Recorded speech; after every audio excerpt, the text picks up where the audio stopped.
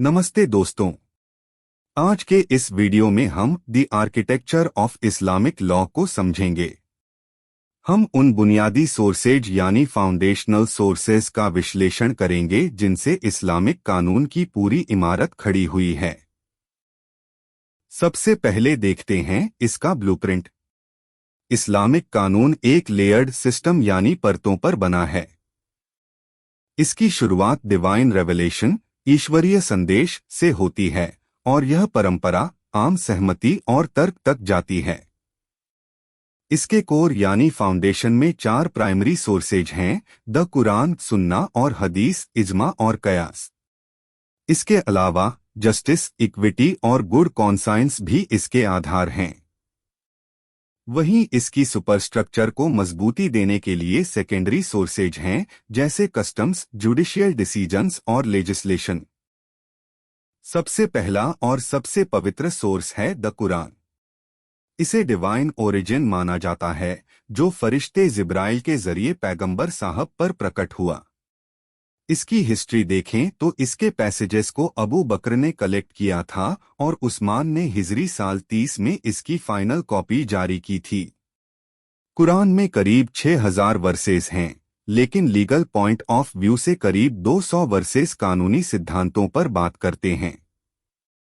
इनमें से 80 versus personal status law जैसे विरासत, निकाह और तलाक को कवर करते हैं। इसका कोर प्रिंसिपल यह है कि कोई भी इंसान कुरान के प्रावधानों को बदल नहीं सकता। एक जरूरी बात यह है कि कुरान कोई एक्सॉस्टिव कोड यानी पूरी तरह से संहिताबद्ध कानून नहीं है। यह व्यापक सिद्धांत तय करता है जिनकी व्याख्या यानी इंटरप्रिटेशन जरूरी है। तय्यबजी के अनुसार कुरान एक अमेंडिंग एनैक्टमेंट की तरह है, जिसने इस्लाम से पहले की बुराइयों जैसे कन्या भ्रूण हत्या और जुए को खत्म किया।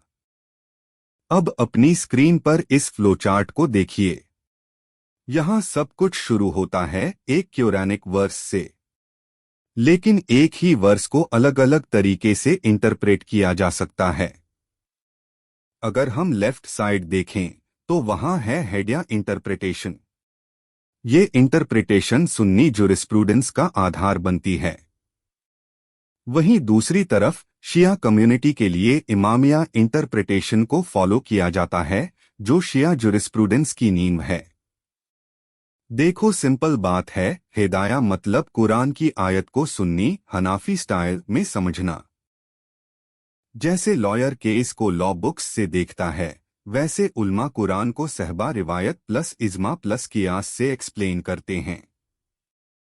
हिदाया मतलब अल्लाह का गाइडेंस, जैसे नमाज का टाइम, ज़कात का हिसाब, शादी के रूल्स, ये सब हिदाया स्टाइल से निकलता है डेली लाइफ के लिए। अब इमामिया व्याख्या समझते हैं। देखो, सिंपल डिफरेंस। इमामिया मतलब कुरान की आयत को 12 इमामों शिया स्टाइल के थ्रू समझना। ये मानते हैं कि असली मतलब सिर्फ अहले बैत और इमाम ही बता सकते हैं। मतलब गाइडेंस वाली आयतें।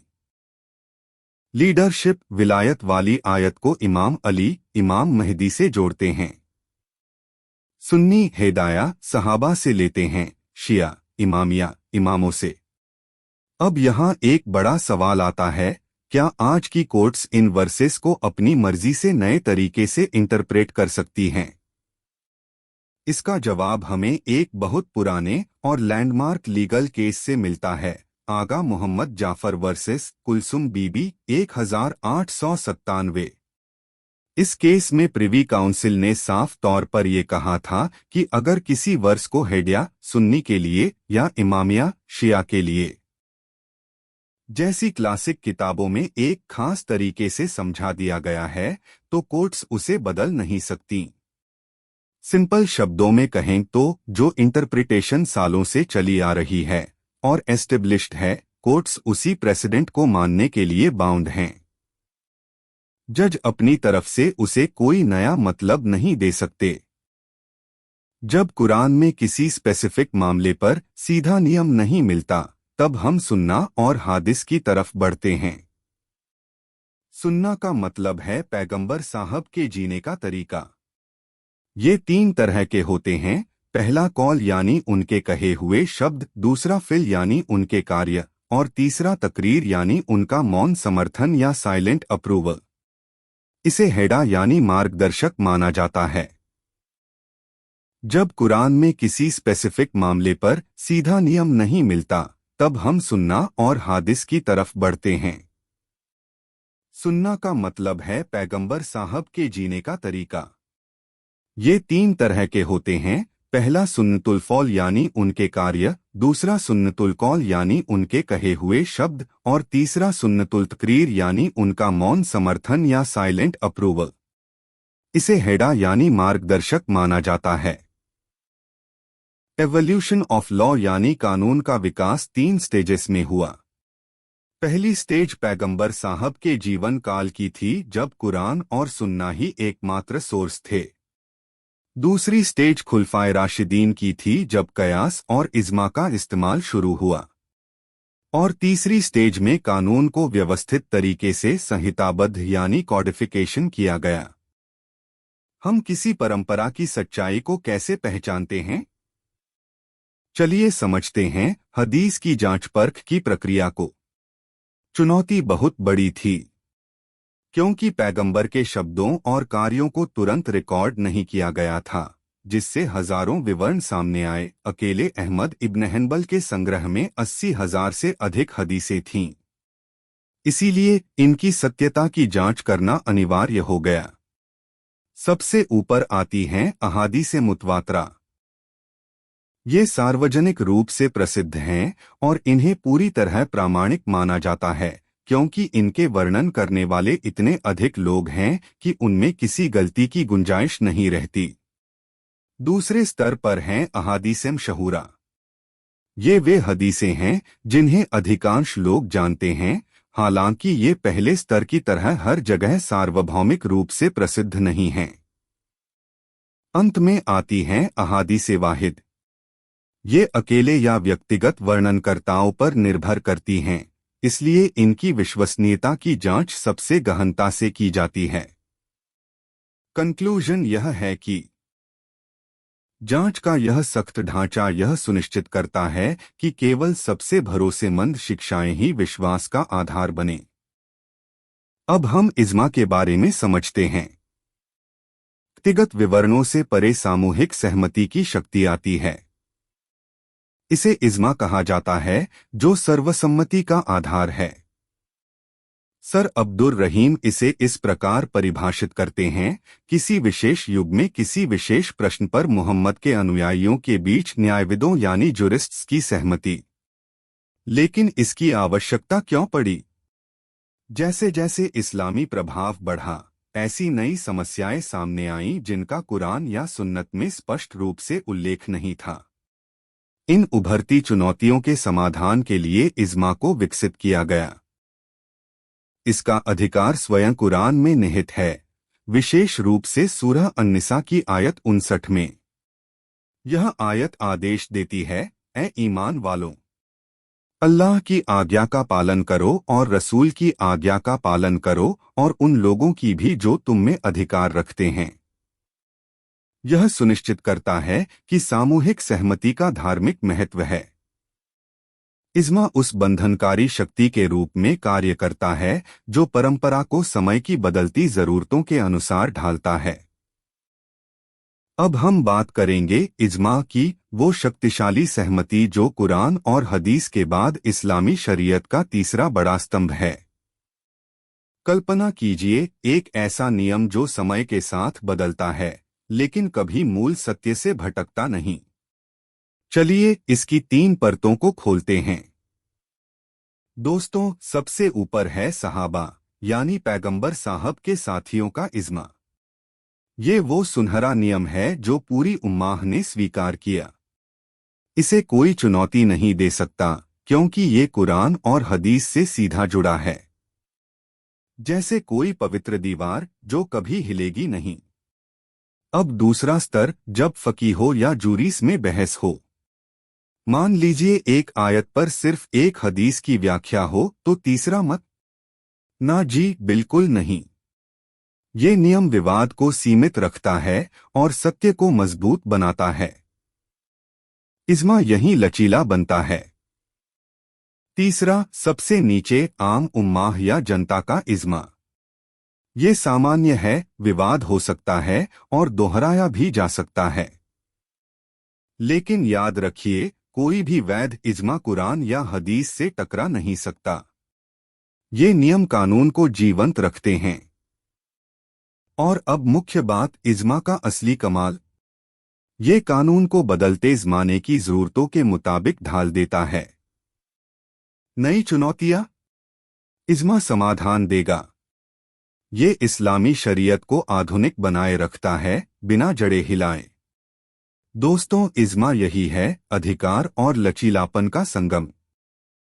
अब हम पहुंचे हैं चौथे बड़े स्रोत, कियास पर, यानी तर्क का वो पुल जो पुराने नियमों से नई समस्याओं तक ले जाता है। ये वो जादू है जो शरीयत को हर युग में जीवित रखता है। आइए इसकी परतें खोलें। कल्पना कीजिए, कुरान या हदीस में कोई नया मुद्दा सीधे न लिखा हो, लेकिन पुराने उदाहरण से उसकी जड़ मिल जाए।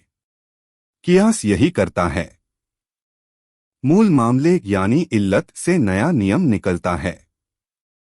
ये डिडक्शन की प्रक्रिया है जो भाषा से परे केवल तर्क पर टिकी है। जैसे किसी पहेली का टुकड़ा जो फिट हो जाए। पैगंबर साहब ने सिखाया, पहले कुरान देखो, अगर न मिले तो सुन्नत। अगर वो भी चुप रहे तो तर्क से आगे बढ़ो। लेकिन सावधान, अगर कुरान या सुन्नत की तर्क से टकराहट हो तो वही मानो। पैगंबर साहब ने फरमाया, अगर मेरा तरीका फेल हो तो अपना तर्क अपना। दोस्तों, कियास के बिना शरीयत पुरानी किताब बन जाती। कियास विस्तार देता है, नई चुनौतियों पर पुराने सिद्धांत लागू करता है। ये मौजिद यानी कि कारण ढूंढने पर जोर देता है और नियम फैलाने की प्रेरणा देता है। ये इस्लाम को लचीला बनाता है, बिना मूल से भटकाए। ओवरऑल मतलब ये है दोस्तों की कियास तर्क के 4 स्तंभों में से एक है जो शरीयत को अमर बनाता है। दोस्तों, अब हम देखेंगे कि कियास यानी तर्क पर आधारित एनालॉजिकल रीजनिंग वास्तव में काम कैसे करती है। स्क्रीन पर आप एक पूरा फ्लो देख रहे हैं। शुरुआत एक साफ आदेश से होती है और अंत में एक तार्किक नतीजे पर पहुंचती है। आइए इसे एक उदाहरण से समझते हैं। पहला कदम है साफा हुक्म, यानी कि सबसे पहले हमारे पास एक स्पष्ट नियम है। जैसा कि ताकतवर नशीला पेय साफ तौर पर मना किया गया है। यहां किसी तरह की अस्पष्टता नहीं, सीधी हराम की घोषणा है।